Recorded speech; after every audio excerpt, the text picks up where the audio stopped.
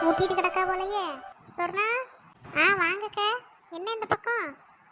அது ஒன்றும் இல்லைம்மா, இந்த நெய் கேட்டேன் பார்த்தியா, அதான் உருக்கிட்டியா என்ன ஏதுன்னு கேட்கலாமேன்னு வந்தேன். நெய் உருக்கிட்டேங்க. இந்த கீதாவில் நேற்று வந்தா பார்த்துக்கங்க. அப்படியா, கீதா வந்தாலோ?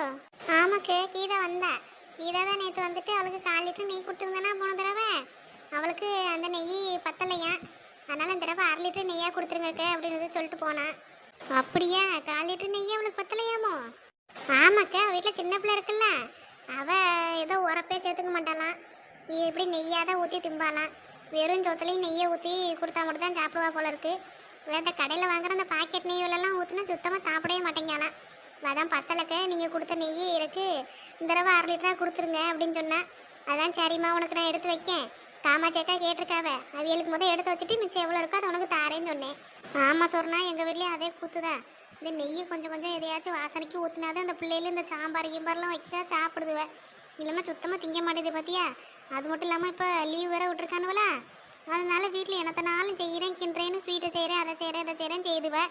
இந்த நெய் இருக்கிறத பூரா காலி ஆக்கிப்படுதுவேன். அதனால தான் சரி வாங்கிட்டு போகலாமேன்னு வந்தேன். இருக்குக்க, உங்களுக்கு நான் எடுத்து வச்சுட்டேன் ஏற்கனவே உருக்கி. உள்ளதாக்க வச்சிருக்கேன், வரையில.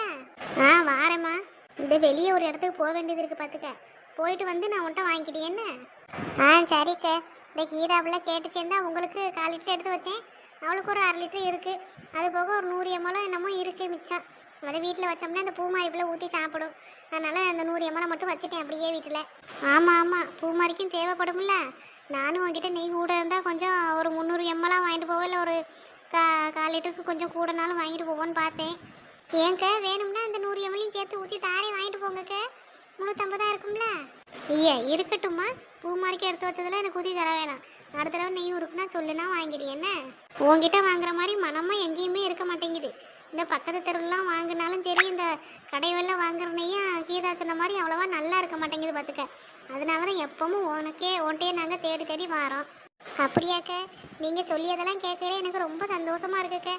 ஆரம்பத்தில் இந்த நெய்யை நான் வைக்கேன் வந்து வாங்கிங்கன்னு சொன்னால் யாரும் வரமாட்டாவக்க, நீ நம்பி வாங்கவும் மாட்டாவ. இந்த பிள்ளைக்கு என்னத்தை நெய்யை உருக்கி எடுக்க தெரியும், அதெல்லாம் அவ்வளோவா நல்லா இருக்காது, கலப்பட நெய்யாக இருக்கும் அப்படி இப்படின்னு சொல்லிட்டு ஒருத்தர் இந்த ஊருக்குள்ளே வாங்க மாட்டாவக்க. இப்படி உங்களை மாதிரி 1-2 பேர் வந்து இப்போ சொல்லும் போது எனக்கு ரொம்ப மனசு ரொம்ப நிம்மதியாக இருக்குக்க. எது இந்த கீதாவிலையும் அப்படிதாக்கா சொல்லிச்சு, உங்கள்கிட்ட வாங்குற நெய் மாதிரி எங்கேயுமே இல்லைக்க, நல்லா இருக்குன்னு. எனக்கு மனசுக்கு ரொம்ப சந்தோஷமாக இருக்குக்க. இந்த பால் விற்கும் போது அப்படி தான் சொல்லுவாங்க, நீ ஒன்றை மட்டும் வாங்கினாதாம்மா கொஞ்சம் தண்ணி கலந்து பால் காய்ச்சதுக்கு நல்லா இருக்கு, வேறு யார்ட்டையாச்சும் பால் வாங்கினா தண்ணி போல் இருக்கு அவங்க கொடுக்குறதே, கூட கொஞ்சம் தண்ணி கலக்கவே முடியலை அப்படிலாம் சொல்லுவாங்க. அதெல்லாம் கேட்கையில் கொஞ்சம் நிம்மதியாகவும் சந்தோஷமாகவும் தாக்க இருக்கும். சரி நம்மகிட்ட வாங்கியவளுக்கு உண்மையாக நம்ம இருக்கணுமேன்னு நான் செய்யது, அது அவியலுக்கு தெரியலை, ரொம்ப சந்தோஷமாக தானக்கா இருக்கும். ஆமாம் சொன்னா, அப்படி தானே இருக்கும். உன்ட்ட தான் எல்லா பொருளும் தரமாக இருக்குது, அதனால தான் நான் உங்கள்கிட்ட வாங்குகிறோம். தயிர் பால் நெய் இதெல்லாம் ஒன்றை தானே நாங்கள் வாங்குகிறோம். ஆமாக்க, உங்களுக்கு தெரிஞ்சவியே இன்னும் யாரையாச்சும் தெரிஞ்சிருந்தா சொல்லுங்கள். அவியலும் வந்து நெய் ஏதாச்சும் வாங்குறதா இருந்தால் வந்து வாங்கட்டும். திருப்பி எப்போம்மா நெய் உருக்குவா? அது உருக்கு இன்னும் 2 வாரம் ஆகுங்க. ஏன் கேட்குறிய? உருக்குனா சொல்லு. இந்த என் தங்கச்சி இருக்கா பத்தியா, அவளுக்கும் வாங்கி கொடுக்கணும். அவள் போன தடவை சொன்னா, அவளுக்கும் தான் சேர்த்து இந்த தடவை சொல்லிட்டு இருந்தால் அவளுக்கும் சேர்த்து வாங்கணுன்னு தான் பார்த்தேன். நீ தான் கீதா கேட்டுட்டான்னு சொல்லிட்டியே, சரி கீதாக்கும் இந்த தடவை கொடு, அடுத்த தடவை இருக்கும்போது சொல்லு, அவளுக்கு சேர்த்து வாங்கணும். அப்படியாக்க, உங்கள் தங்கச்சியும் கேட்டாவளோ?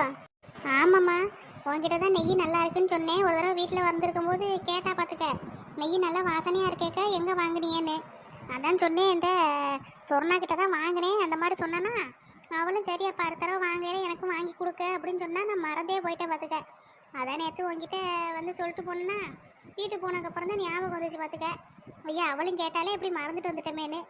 அதான் சரி அவளுக்கும் சேர்த்து சொல்லிட்டு போவோம், வாங்கிட்டு நீ ஊருக்கு வச்சுருந்தா நமக்கும் வாங்கிட்டு அவளுக்கும் சொல்லிட்டு வாங்கிட்டு போகலான்னு பார்த்தேன். நீ கீதா கேட்டுட்டான்னு சொல்லிட்டா. ஐயா அப்படியாக்க, நான் கண்டிப்பாக அடுத்த தடவை ஊருக்கையில் உங்கள் தங்கச்சிக்கு எடுத்து தரேன் எனக்கு. சரிம்மா சொன்னா, அடுத்த தடவை ஊருக்குன்னா என் தங்கச்சிக்கு எடுத்து வச்சுட்டு என்கிட்ட சொல்லு, நான் வந்து வாங்கிக்கிறேன் என்ன. சரிக்க. என்ன என்ன இங்கே மாநாடு நடக்குது? சின்ன பொண்ணு, நாங்கள் என்னத்தம்மா மாநாடு போட்டுட்டு கிடக்கோன்னு சொல்லியா, சும்மா இந்த வழியாக வந்தேன். இவட்ட நெய் கேட்டிருந்தானா, அதான் நெய் உருக்கிட்டியா என்ன ஏதுன்னு கேட்டுட்டு போகலாமேன்னு பார்த்தேன். அப்படியா, நானும் அதுக்கு தாக்க வந்தேன். என்ன சின்ன பொண்ணு சொல்லியா? சொர்ணா காக்க, எங்கள் மாமியார் உங்கள்கிட்ட போன வாரம் நெய் கேட்டுச்சாமே, இன்னும் கொடுக்கலையாமே என்ன? ஐயா ஆமாம் பார்த்தியா, உங்க மாமியார் கேட்டுச்சு, மறந்தேல போயிட்டேன் நானு. எக்கா அது அங்கே கடந்து திங்கு புக்குன்னு கூச்சிட்டு கிடக்கு. அப்பட்ட ஒரு வாரத்துக்கு முன்னாடியே சொன்னேன் இன்னும் நெய்யை கொடுக்காம இருக்காளே அப்படின்னு சொல்லிட்டு. சரி நான் போய் என்னன்னு பார்த்துட்டு வரேன், அவிய அப்படிலாம் மறக்க மாட்டாவன்னு சொன்னேன். நீங்கள் என்ன மறந்துட்டேங்கிறீங்களே? ஏன் சின்ன பொண்ணு உண்மையிலேயே மறந்துட்டேன் சின்ன பொண்ணு, நெய் இல்லையே. என்னக்கா இப்படி சொல்லுறிய? திருப்பி எப்போ காய்ச்சுவிய? ஒரு 2 வாரம் ஆகும். வேணும்னு உனக்கு அடுத்த வாரம் காய்ச்சி தரட்டுமா? ஏக்கா எனக்கு அதெல்லாம் தெரியாது. எங்கள் மாமியார் குதிச்சுட்டு கிடக்க இங்கே. அது நெய் வேணும்னாலே வேணுன்றது. ஏதோ என் அவளுக்கு ஏதோ செஞ்சு கொடுக்க போதான், அதுக்கு நெய் வேணுமா. கடையில் வாங்கின நெய்யெல்லாம் யூஸ் பண்ணாது அது. அதனால தான் சரின்னு சொல்லிட்டு உங்கள்கிட்ட சொல்லி வச்சேன். இன்னும் வராமல் கொடுக்காம இருக்காளே அப்படின்னு சொல்லிட்டு இருந்துச்சு. அதான் என்ன ஏதுன்னு பார்த்துட்டு போகலாமேன்னு வந்தேன். ஏன் சின்ன பொண்ணு இல்லையாம்மா நெய் இப்போ என்கிட்ட ஒரு 100 ml தானே இருக்குது, எடுத்துகிட்டு போறியா? அடுத்து நான் ஒரு வாரத்தில் உனக்கு காய்ச்சி கொண்டு வந்து தாரேன். சரிக்கா, அதனால எடுத்துகிட்டு வாங்க. இன்றைக்கி செய்கிறதுக்கு ஊற்றிக்கணும். அது ஊற்றிட்டு கொஞ்சம் வச்சுக்கிறோம் மிச்சம். அது மட்டுமாச்சும் எடுத்துகிட்டு வாங்கக்கா. இல்லைன்னா அதான் ஆடிவிடும். சரிம்மா, இருந்துக்கு எடுத்துகிட்டு வரட்டுமா? நான் வீட்டுக்கு போகும்போது வாங்கிட்டு போகிறேன்க்கா. இப்போ உங்களெல்லாம் பார்த்துட்டேன்ல, ஒரு 5 நிமிஷம் 10 நிமிஷம் ஒரு நின்று பேசிட்டு போகிறேன். சரிம்மா சின்ன பொண்ணு, உங்கள் மாமியார்ட்ட சொல்லி என்ன மறந்துட்டாவலாம் அந்த அக்கா. அடுத்த வாரம் காய்ச்சும் போது ஃப்ரெஷ்ஷாக அவங்களுக்கு கொண்டு வந்து முதலாக கொடுத்துருக்கியாவலான்னு சொல்லி என்ன. விடுங்கக்க, அதெல்லாம் ஒரு ஆளுன்னு. நீங்கள் கொடுங்க, நான் அதுகிட்ட பேசிக்கிறேன். நீங்கள் காய்ச்சிட்டீங்கன்னா சொல்லுங்கள், நானே வந்து வீட்டில் வந்து வாங்கிக்கிறேன். நீங்கள் வீட்டில் வந்து கொடுக்க வேண்டாம். அது ஒரு ஆளுன்னு இப்படி பயப்பா பிடிச்சி கிடக்கையில. சின்ன பொண்ணு பெரிய ஆள் அப்படிலாம் பேசக்கூடாதுமா. ஆமாம் சின்ன பொண்ணு, அப்படிலாம் பேசக்கூடாது. வாயாந்து இருந்தானே அவியோ மாமியார் பற்றியா? ஆடா போவாங்கக்கா, நீங்கள் 2 இருந்தால் இப்படி சொல்லிட்டு கிடக்கணும். அது என்னைக்காச்சும் பெரிய மனுஷி மாதிரி நடந்துக்குதான் பற்றியலா. என்னத்தை செஞ்சாலும் ஒரு குறை சொல்லிட்டு கிடக்கும். இன்னைக்கு கூட பாருங்கள், அது நெய் வேணும்னு சொன்னதே எனக்கு தெரியாது. என்ன சொல்லிச்சு தெரியுமா? என்கிட்ட கூப்பிட்டு, நீ என்ன இப்படி சோவாரிக்கிட்டே திரியிற, ஒரு நெய்யை தானே உன்னை வாங்கிட்டு வர சொன்னேன், நீ இன்னும் வாங்கிட்டு வராமல் திரியிறேன்னு கேட்குது. அது நெய் வாங்கிட்டு வர சொன்னதே எனக்குலாம் தெரியாது. அப்புறம் எங்கிட்ட இருந்துக்க நான் வாங்கிட்டு போய் கொடுக்க முடியும்? இப்படி சொல்லியிருக்கேன், நீ சொர்ணா வீட்டு பக்கம் போனால் வாங்கிட்டு வா அப்படி சொன்னால் பரவாயில்ல. அது சொன்னதே எனக்கு தெரியாது. நான் என்ன போய் அது மனசுக்குள்ளையாக்கா போய் படிக்க முடியும்? நான் சொன்னேன்ல, நீ ஏன் வாங்கிட்டு வரல, நீ என்கிட்ட இப்போ வந்து சண்டை விட்டு கிடக்குக்க. சரி வீடு சின்ன பொண்ணு, உங்கள் மாமியார் எப்பயும் அப்படி தானே. அதாக்க எனக்கு கோபமாக வருது. இந்த கிளவி ஒரு வேலையை சொல்லிட்டு நான் செய்யலைனாலும் பரவாயில்லக்க, என்கிட்ட சொல்லவும் செய்யாது.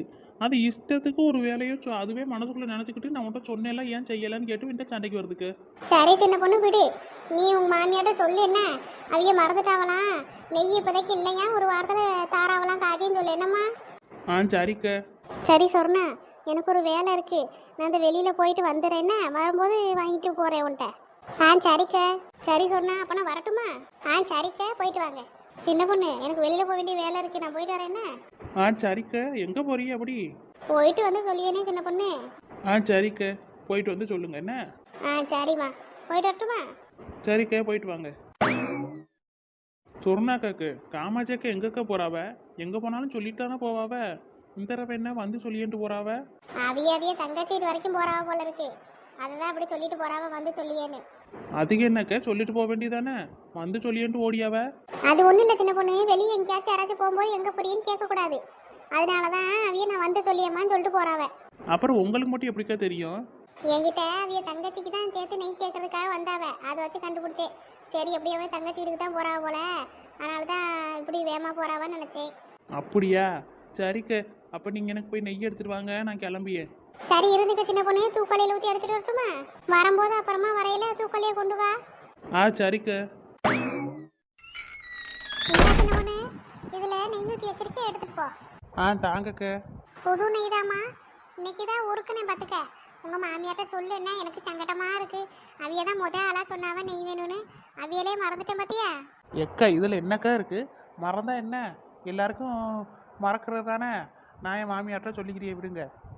சரிம்மா சின்ன பொண்ணு, இப்போதைக்கு இந்த நெய்யை வச்சு யூஸ் பண்ணுங்க, நான் ஒரு வாரத்தில் உருக்கி உங்களுக்கு மறுபடியும் நெய்யை தரேன்னு. சரிக்க. சரிக்க, அப்போ நான் வீட்டுக்கு போயிட்டு வரேன். சரி சின்ன பொண்ணு, வரையில மறக்காம தூக்கல் எடுத்துட்டு வந்துருமா? எடுத்துட்டு வந்துடுறேங்க. சரி சின்ன பொண்ணு, அப்போ போயிட்டு வா. வாரேங்க. எப்படியாக்கு நெய் கேட்டதை மறந்தேன். இப்போ சின்ன பொண்ணு மட்டும் வரலைன்னா பூமாரிட்ட சொல்லி நீ ஏதாச்சும் செஞ்சு சாப்பிட மக்கான்னு இந்த நெய்யை அவட்ட கொடுத்துருப்பேன், நீ ஊற்றி சாப்பிட்றதுக்கு வச்சுக்க மக்கான்னு. எப்படியாக்கு வியலை மறந்தேன்னு தெரியலையே. நல்ல வேலை சின்ன பொண்ணு வந்தனால அவளுக்கு அந்த 100 ml ஏதாச்சும் கொடுத்து விட்டேன். இல்லைன்னா அவிய மாமியார் அவ்வளோதான், அடுத்த தடவை நம்மளை நம்பி கொடுக்கவே மாட்டாவளே, கேட்கவே மாட்டாவ. தடவை இப்படி மாடை வாங்கி பாலை கறந்து விற்கல, எவ்வளவு சந்தேகத்தோடு வந்து இந்த தொழிலை ஆரம்பித்தேன் நான். பால் விற்கும், இப்படி தயிர் விற்றுட்டு திரியும், யார் நம்மகிட்ட வாங்குவா, நம்ம மேலே யாருக்கு நம்பிக்கை இருக்குன்னு நினச்சேன். பரவாயில்ல, இவ்வளோ தூரத்துக்கு நான் விற்கிறது எல்லாத்தையும் எல்லாரும் நம்பியாவனா, நான் ரொம்ப கொடுத்து வச்சவ தான். இது எல்லாத்துக்கும் காரணம் என் உழைப்போட நேர்மை தான். நான் மட்டும் இந்த பாலில் தண்ணியெல்லாம் கலக்காம கொள்ளாம தயிரையுமே நல்லா கெட்டியா, அப்புறம் இந்த நெய்யெல்லாம் நல்லா வாசனையாக கொடுக்கறதுனால தான், ஒரிஜினலாக கொடுக்கறனால தான் எல்லாரும் என்னைய தேடி வந்து வாங்கியாவ. இதே மாதிரி கடைசி வரைக்கும் எந்த கலப்படமும் இல்லாமல் இவங்களுக்கு விற்கணும். ஒரு காலத்தில் இந்த மனுஷனை வச்சுக்கிட்டு வீடு இல்லாமல் வாசல் இல்லாமல் எப்படியாக்கும் கிடந்தேன். எங்கள் அம்மா மட்டும் இந்த வீட்டையும் இந்த தோட்டத்தையும் என் பேரில் எழுதி வைக்கலைன்னா நான் இந்நேரம் எங்கே இருந்திருப்பேன், எப்படி இருந்திருப்பேன்னு கூட எனக்குலாம் தெரியல. ஆரம்ப காலத்தில் எவ்வளவு கஷ்டப்பட்டிருக்கேன் நான். இப்போதான் எங்கள் அம்மா கொடுத்த வீடும் தோட்டமும் உதவி பண்ணுது. அப்போ இருந்த கஷ்டத்துக்கு என்கிட்ட எதுவுமே இல்லை. ஏதோ இப்போதைக்கு இந்த மாடு ஆடுகளை வச்சு நாங்கள் பொழைச்சிட்டு கிடக்கோம். என் மகனும் வெளிநாட்டுக்கு போயிட்டான். இனி அந்த பையன் சம்பாரித்து அனுப்புறதை வச்சு கொஞ்சம் கொஞ்சமாக காசை சேர்த்து வைக்கணும். இந்த பூ மாதிரி பிள்ளைக்கு நகை சேர்க்கணும். நகை போகிற போக்க பார்த்தா பிள்ளைக்கு நகையே வாங்க முடியாத அளவுக்குள்ள நகை விலை போயிட்டு இருக்கு. என்ன நீயாக்கு இந்த பிள்ளைய நான் கரை சேர்க்க போறணும். சரி, எல்லாத்துக்கும் அந்த கடவுள் வழி விடுவான். ஒன்றுமே இல்லாமல் இருந்தேன், இப்போ இவ்வளோ தொலைக்கு வளர்ந்து வந்திருக்கோம். இதுக்கு மேலேயே அந்த கடவுள் நமக்கு உதவி செய்வான்ட்டு போக வேண்டியதான். ஆமாம், இந்த கீதா பிள்ளை எப்போ வரும்னு தெரியலையே. நெய்யை ஊற்றி வைக்க சொல்லிச்சு, நானும் ஊற்றி வச்சிருக்கேன். ஆளையே காணா. நேற்று வந்துட்டு போனதோட ஆளையே காணா அவளை. இந்த காமச்சக்கா கேட்ட மணியை வந்து நான் வாங்கிக்கிறேன்னு சொல்லிட்டு போயிருக்காவ. இந்த பிள்ளை வந்து சொல்லிட்டு போனதோட சரி, ஆளையே காணா. இவளை நம்பி நான் சின்ன பொண்ணு மாமியாருக்கும் கொடுக்காம இருக்கேன், காமாச்சக்கா தங்கச்சிக்கும் கொடுக்காம இருக்கேன். இந்த பிள்ளை வாட்டுக்கு போன தடவை மாதிரி காலை வாரி விட்டுறக்கூடாதே. போன தடவை இப்படி தான் கேட்டுவிட்டு அதுக்கப்புறமா வேணாங்க நெய் வேற ஒரு தவியை கொடுத்துட்டாவன்னு சொல்லிட்டா. இந்த தடவை அப்படி எதுவும் சொல்லிடக்கூடாது கடவுளே. இவளை நம்பி நான் 2-3 பேர்கிட்ட வேணாம், என்கிட்ட இப்போதைக்கு நெய் இல்லைக்கா அப்புறம் தாரேன்னு சொல்லியிருக்கேன். இந்த பிள்ளை என்ன பண்ணுமோ தெரியலையே.